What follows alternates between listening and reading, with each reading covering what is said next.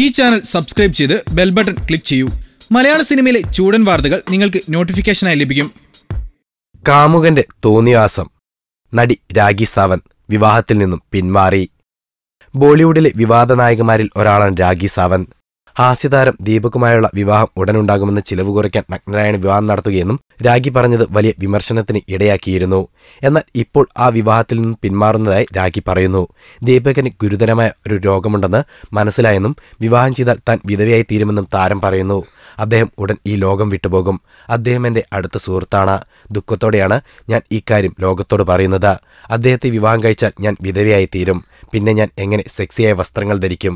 അതുകൊണ്ടാണ് ഞാൻ അദ്ദേഹത്തെ വിവാഹം കഴിക്കുന്നില്ലെന്ന് തീരുമാനിച്ചത്. കൂടാതെ ദീപക് ഒരു സ്ത്രീയാണ്. 2 സ്ത്രീകൾ തമ്മിൽ എങ്ങനെ വിവാഹം കഴിക്കുമെന്നും താരം ചോദിക്കുന്നു. കൂടുതൽ ഗോസിപ്പുകൾക്കായി ഈ ചാനൽ സബ്സ്ക്രൈബ് ചെയ്യൂ. ഗോസിപ്പ് ബസാർ.